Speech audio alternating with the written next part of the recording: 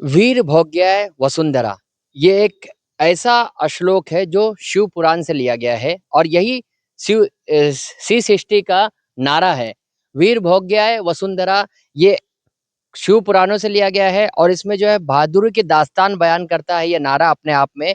जिस तरीके से जंगलों में छुपे नक्सलियों को हलाक करते हैं ये कमांडर्स, जो इन पर फायरिंग करते हैं उसके बाद जो है इनको मजबूरन उन पे फायर करना पड़ता है। हमारे साथ सी 60 के वो कमांडर मौजूद है, सुनील जी, जिन्होंने अभी हाल ही में प्रभाकर, जो सीपीआई माओइस्ट का बड़ा लीडर था, उस पर 25 लाख रुपए का इनाम था, उसे सी 60 कमांडर्स ने हलाक किया और 7 नक्सलियों को हलाक किया था, जिसमें 3 औरत और 4 मर्द शामिल थे।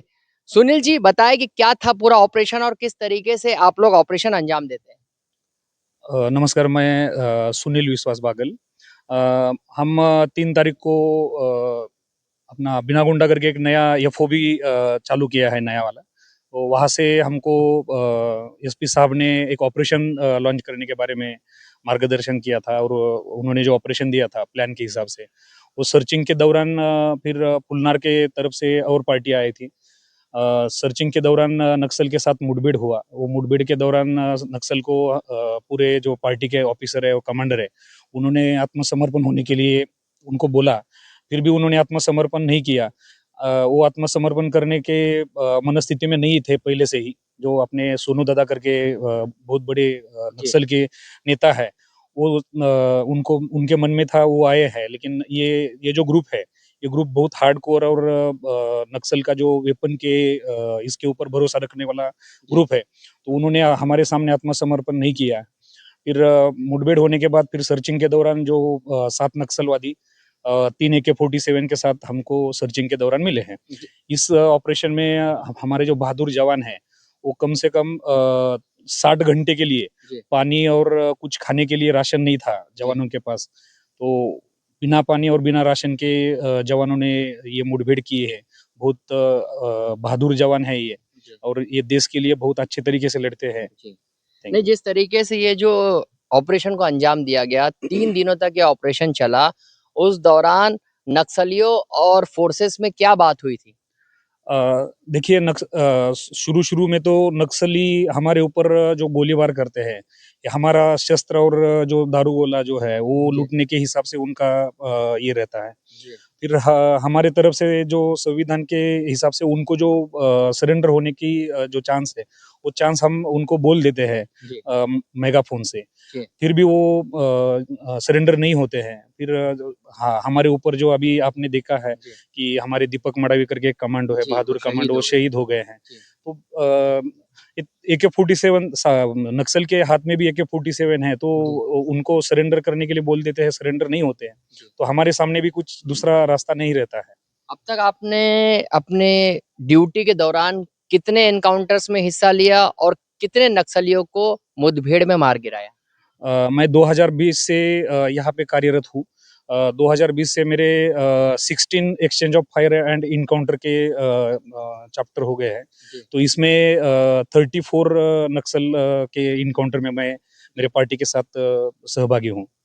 जिस तरीके से नक्सलिज़्म का खात्मा एक अहम मसला है, यानी बहुत बड़ी समस्या है, लेकिन क्या नक्सलवादियों को एनकाउंटर करने से ही नक्सलिज़्म का खात्मा होगा, या फिर जिस तरीके से उनका जो आइडियोलॉजिकल एक ग्रुप होता है, तो वो आइडियोलॉजिकल ग्रुप जो है नक्सलिज़्म का खात्मा होने के बाद जो है उनका दिमाग ज़िंदा रहता है, तो उसके बारे में क्या कहेंगे आप? देखिए, मैं एक भारत का नागरिक और एक रिस्पॉन्सिबल ऑफिसर का बन के कहना चाहता हूँ। जी। जो बंदूक के नोक के ऊपर अगर आप लड़ाई करेंगे, तो ये भारतीय राज्य घटना को ये नहीं है। जी। तो आपकी जो सोच है, विचारसरणी है, उसके बारे में किसी को कोई तकलीफ नहीं है। तो ये जो बंदूक के ऊपर जो लड़ाई चालू है, उसके बारे में जो कार्रवाई हमको करना है, वो हम तो कार्रवाई करते ही रहेंगे। नहीं, उनको आपको आपको नहीं लगता कि ये हमारे ही दरमियान के लोग हैं जो रास्ते से भटक गए हैं? इसीलिए तो हमको लगता है हमारे ये भाई है ये। तो इसीलिए तो हम आत्मसमर्पण करने के लिए बोलते हैं। अभी सोनू दादा के साथ जो 61 आए हैं जी। सरेंडर, जी। तो उनको अच्छी तरीके से मतलब वो जी रहे हैं, तो इनको भी हम बार बार हमारे बड़े ऑफिसर है, देवेंद्र फडणवीस साहब है, जी। जितने भी सब सर बड़े बड़े ऑफिसर है, वो सब आत्मसमर्पण के लिए उनको बोल रहे हैं, लेकिन वो आत्मसमर्पण करने के लिए राजी नहीं है। सुनील जी से बात हुई हमारी। अब हम एक दूसरे C60 कमांडर्स हिजामी से बात करेंगे। विनोद हिजामी जी, किस तरीके से जो है जंगलों में ऑपरेशन अंजाम दिया जाता है, उस दौरान आपको क्या-क्या मुश्किलात आती है, क्या-क्या कठिनाई आती है?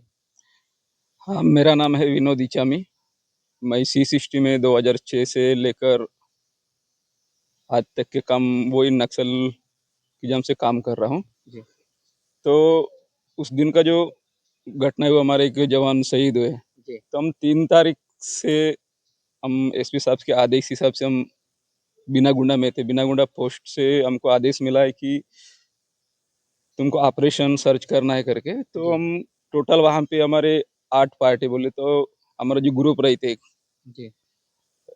C60 पार्टी कमांडर के नाम से रहे थे 30 जवान। जी। तो 30 जवान लेकर हमारा 8 पार्टी वहाँ से रात के 9 करीबन 9 के बजे हम बिनागुंडा से जी। ऑपरेशन के लिए निकले हम। जी। और पेनगुंडा में 6 पार्टी आते हैं और 6 पार्टी वहाँ से है। जी। जब हम 13 या 14 किलोमीटर के दूरी पर थे, एक ऑपरेशन दिए थे हमको, तो हम जा 3 दिन तक तो ऑपरेशन सर्च किए। जी।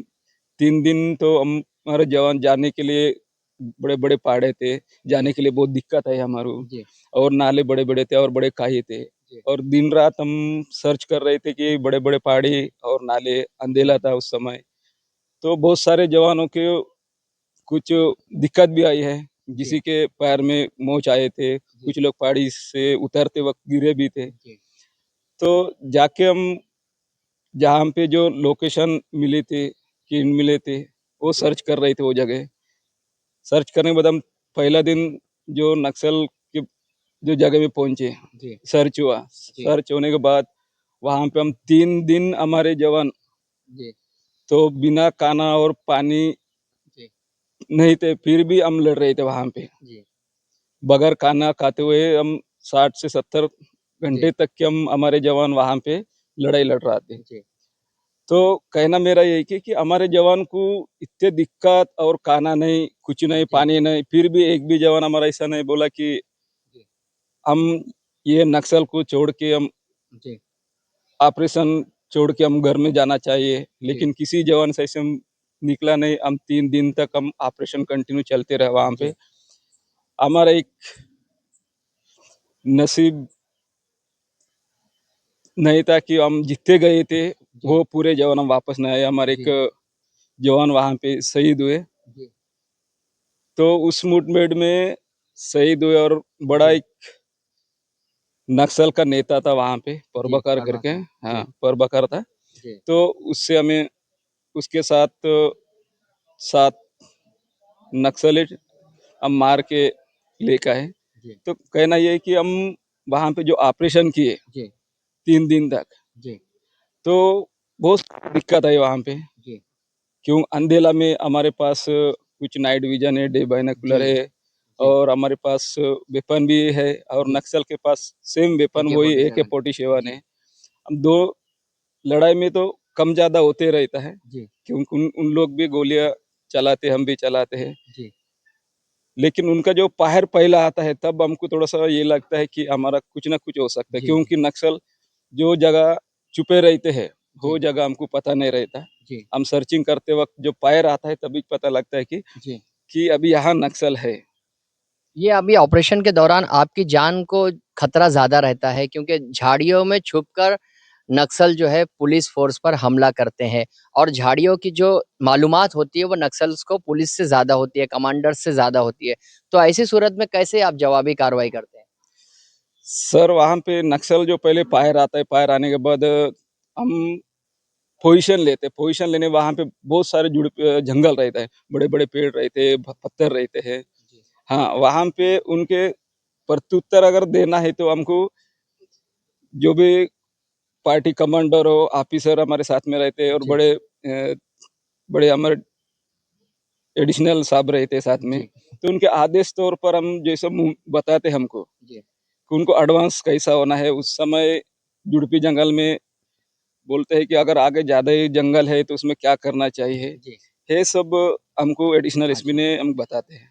नहीं, जिस तरीके से यानी अपनी जान आप दोनों कमांडर्स हैं सी-60 के, अपनी जान जो है वो खतरे में और जोखिम में डालकर आप जंगल जंगल में जाते हैं।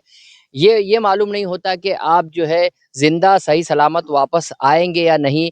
तो फिर इस तरह के ऑपरेशन अंजाम देने के दौरान जो है आपको डर नहीं लगता ज़िंदगी जो है आपकी ख़त्म हो सकती है, आप जो है वो शहीद हो सकते हैं? बिल्कुल नहीं सर, बिल्कुल नहीं।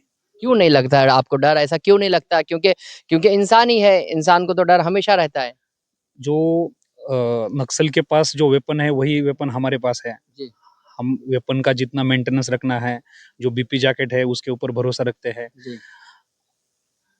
लड़ाई है, लड़ाई में कुछ भी कम ज़्यादा हो सकता है। जी, तो ऐसा नहीं है कि अगर देश के लिए शहीद हो जी, जाएँगे तो वो बहुत बड़ी चीज़ है। जी, इ जी, इसके लिए कुछ डर नहीं लगता जी। है।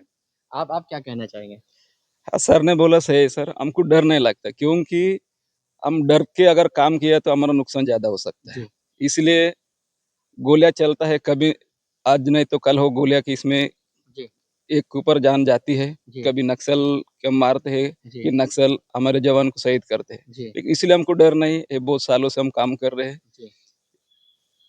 ये थे सी-60 के कमांडर्स जो बता रहे थे कि किस तरीके से वो नक्सलिज़्म के खात्मे के लिए सरगर्म अमल है और नक्सलिज़्म के खिलाफ जो है उन लोगों ने जो जंग छेड़ी है, वो उस वक़्त तक बाकी रहेगी जब तक जो है पूरी तरीके से नक्सलिज़्म का खात्मा ना हो। ये एक इबारत है तारीखी कि जिस तरीके से 7 नक्सलियों को अभी ही हलाक किया गया जंगलों में जाकर और ये बहुत ही दुश्वार गुज़ार ऑपरेशन था। लेकिन सी-60 के कमांडर्स ने इसे कर दिखाया और ये ऑपरेशन इस तरह से किया कि प्रभाकर जो सीपीआई माओइस्ट लीडर था, जिस पर 25 लाख रुपए का इनाम था, उसके 7 नक्सलियों को हलाक किया है। जहां के इंसाफ की खास रिपोर्ट।